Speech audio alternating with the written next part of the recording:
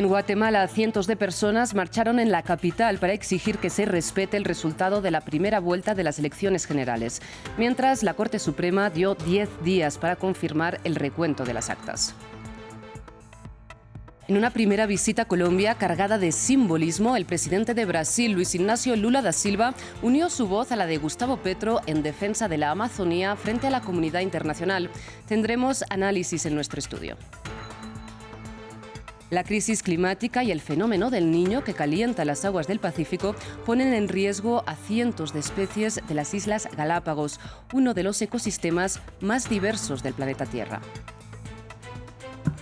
Bienvenidos a esta edición informativa dedicada a las noticias más destacadas del continente americano. Soy Rosa Pérez Masdeu y es para mí un gusto acompañarlos.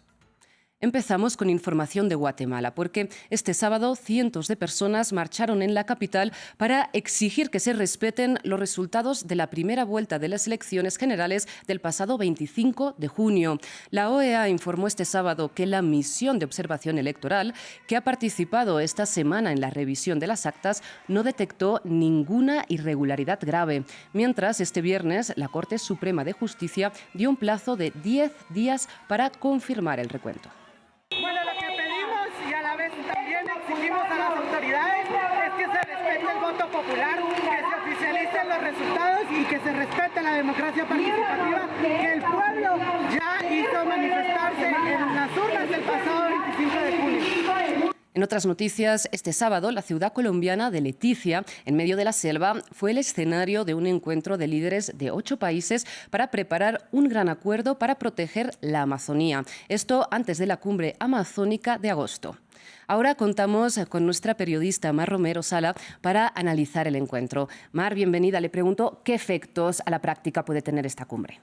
Sí, es importante aquí, Rosa, destacar que es la primera vez que efectivamente los 8 países que tienen jurisdicción sobre la cuenca amazónica se reúnen en una cumbre. Son casi 7 millones de kilómetros cuadrados de superficie y, por supuesto, este ecosistema no conoce fronteras, así que la coordinación pública entre todos estos países para protegerlo tiene mucha relevancia. Y pues la presencia de Lula y de Petro, por supuesto, le da un peso especial al encuentro, especialmente porque estos gobiernos han hecho de la defensa del medio ambiente una de sus banderas y una de las cosas que los definen como gobiernos de izquierda en la región. Sin embargo, a pesar de la buena sintonía que exhibieron Lula y Petro durante este encuentro, puede ser que haya problemas en lo que concierne a Perú, que es un país que también tiene que haber consenso entre los tres para que tenga algo de peso la cumbre. Y sabemos que Petro, por ejemplo, no reconoce el gobierno de Dina Boluarte, así que bueno, podrían haber tropiezos de cara a la cumbre que se está preparando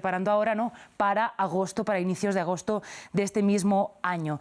Veremos qué sale de ahí. Sin embargo, es verdad que es una de las cumbres que quizás viene con más planes concretos de los gobiernos. Por ejemplo, la propuesta de Petro de intercambiar deuda externa por protección del medio ambiente. Mari, le pregunto precisamente qué han hecho Petro y Lula en Colombia y en Brasil, concretamente desde que llegaron al poder.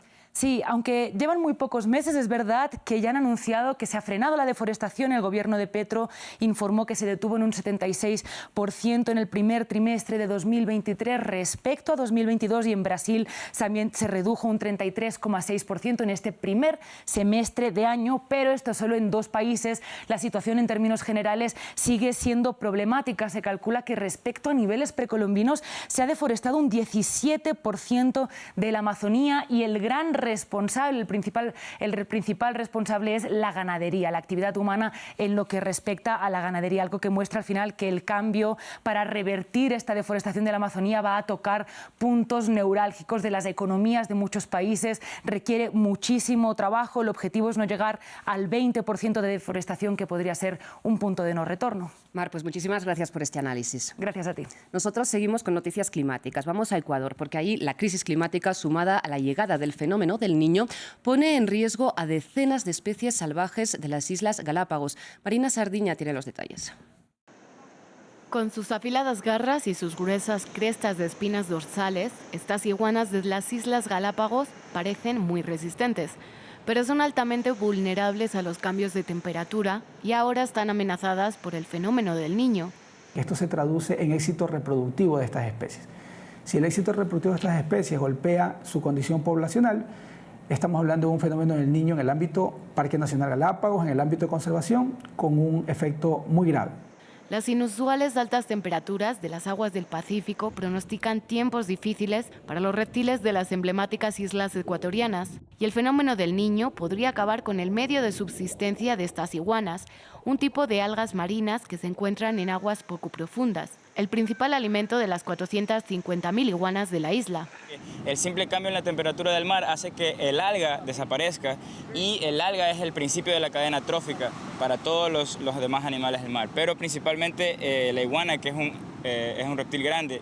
Los expertos climáticos dicen que el Niño trae consigo un clima más extremo en América Latina, afectando al equilibrio de la fauna y flora de estos delicados ecosistemas.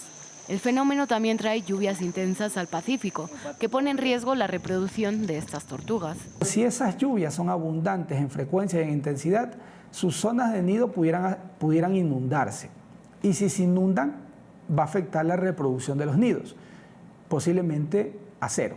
El turístico archipiélago es patrimonio de la humanidad, pero la crisis climática podría ser el fin de unas especies que no se encuentran en ningún otro lugar del mundo.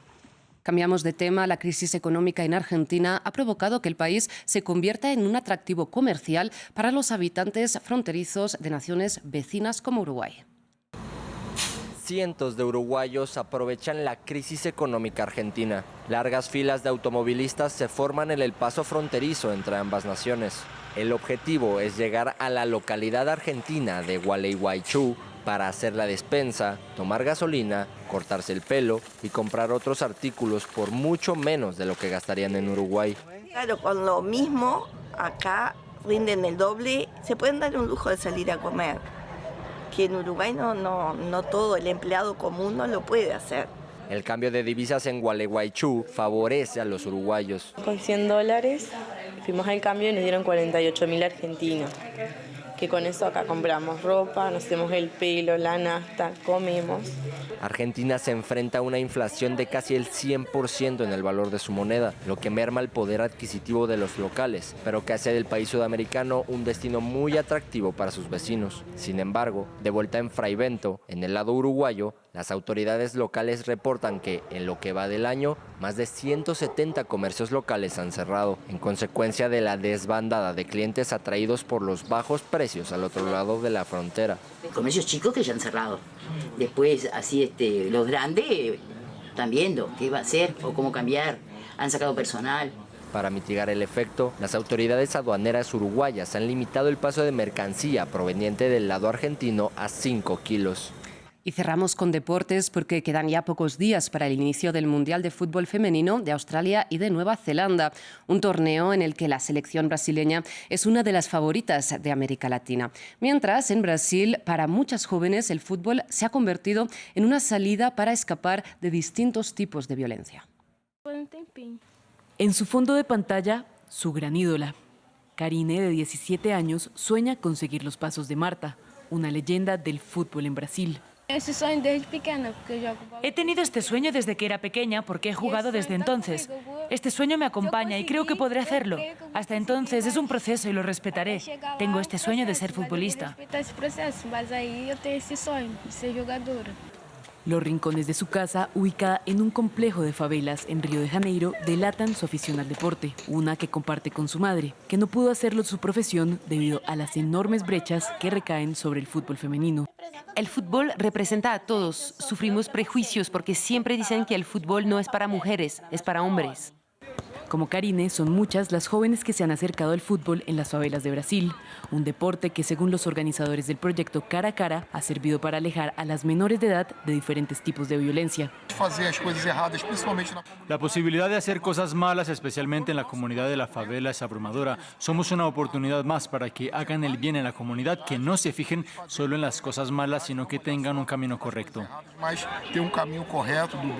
El proyecto promueve torneos como la Favela Cup y espera que de ahí surjan las nuevas generaciones que releven a la selección que en pocos días representará a Brasil en el Mundial de Australia y Nueva Zelanda. Hasta aquí las noticias. Gracias por su atención.